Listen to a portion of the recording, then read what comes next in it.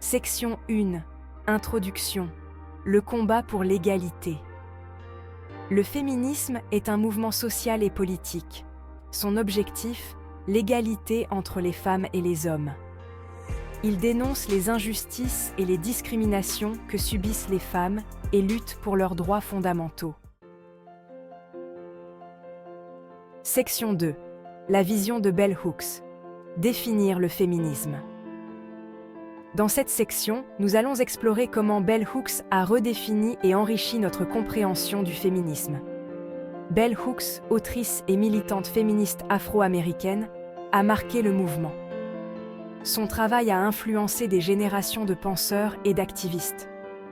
Elle a écrit de nombreux ouvrages qui ont contribué à façonner le discours féministe contemporain. Sa définition du féminisme, en finir avec le sexisme, l'exploitation sexiste et l'oppression, est à la fois simple et puissante. Elle nous rappelle que le féminisme ne se limite pas à la lutte pour l'égalité des sexes, mais englobe également la lutte contre toutes les formes d'oppression. Une définition simple, percutante, qui met en lumière les multiples facettes du combat féministe. Cette vision inclusive et intersectionnelle du féminisme est essentielle pour comprendre les défis complexes auxquels les femmes sont confrontées aujourd'hui. En reconnaissant les différentes expériences et les diverses formes d'oppression, Bell Hooks nous invite à adopter une approche plus globale et nuancée du féminisme. Son travail nous encourage à réfléchir sur nos propres préjugés et à nous engager activement dans la lutte pour un monde plus juste et équitable pour tous. Section 3. Le sexisme. Un obstacle à l'égalité.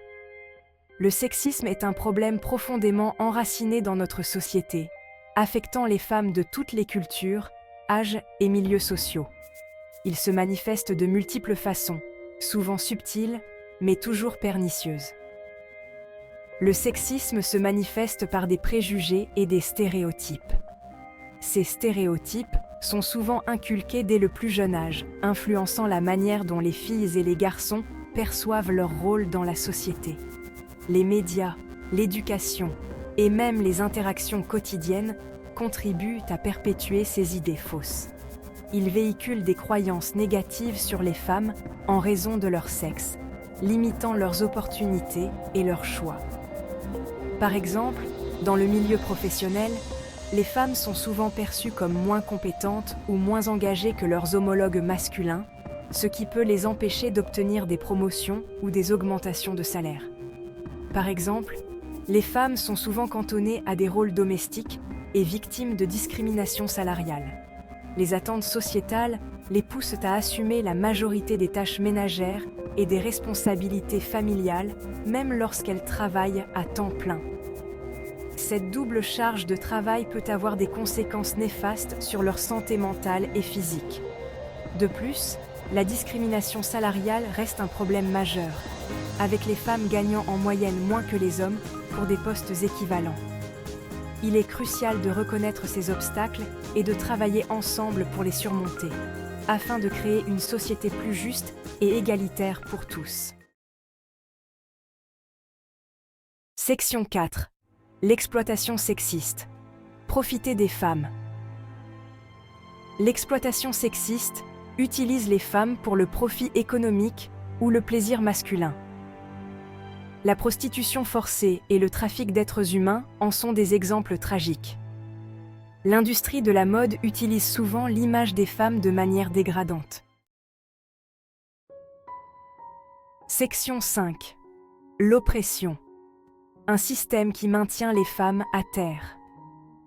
L'oppression est un phénomène complexe et multiforme qui touche les femmes de toutes les cultures et de toutes les classes sociales. L'oppression est un système de domination qui maintient les femmes dans une position inférieure. Elle se manifeste de multiples façons, allant des discriminations subtiles aux violences flagrantes. Les femmes sont souvent sous-représentées dans les positions de pouvoir et de décision, ce qui perpétue leur marginalisation. Elles se manifestent par des lois discriminatoires, des violences domestiques et le harcèlement sexuel. Les lois discriminatoires peuvent inclure des restrictions sur les droits reproductifs, des inégalités salariales et des obstacles à l'éducation. Les violences domestiques, quant à elles, sont souvent banalisées et sous-déclarées, laissant les victimes sans recours. Elles privent les femmes de leur liberté et de leur autonomie. Le harcèlement sexuel, que ce soit dans la rue, au travail ou en ligne, crée un climat de peur et les femmes doivent constamment naviguer dans un monde qui les juge et les contrôle. Pourtant, malgré ces obstacles, elles continuent de se battre pour leurs droits et leur dignité. Le féminisme, comme le souligne Bell Hooks, est une lutte pour l'égalité et la justice. Un combat pour un monde où les femmes peuvent vivre libres et autonomes. Section 6. Figures féministes, inspirer le changement. De nombreuses femmes ont lutté pour l'égalité. Simone de Beauvoir a dénoncé la condition féminine dans son livre « Le deuxième sexe ». Malala Yousafzai se bat pour l'éducation des filles. Emma Watson utilise sa notoriété pour promouvoir l'égalité des sexes. Section 7. Le féminisme aujourd'hui. Un combat en cours. Le féminisme reste crucial aujourd'hui. Les femmes sont encore victimes de violences, de discrimination et d'inégalités. Les mouvements Le MeToo et Hey Balance Ton Porc ont libéré la parole sur les violences sexuelles. Ils ont mis en lumière l'ampleur du problème. Section 8. L'importance du féminisme, créer un monde meilleur.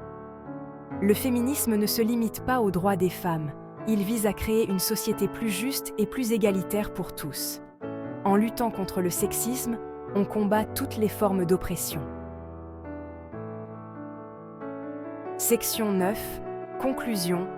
Ensemble pour l'égalité. Soutenir le féminisme est essentiel. Chacun peut agir à son niveau pour faire avancer l'égalité. Écoutons les femmes, dénonçons les injustices et luttons ensemble pour un monde où l'égalité est une réalité pour tous.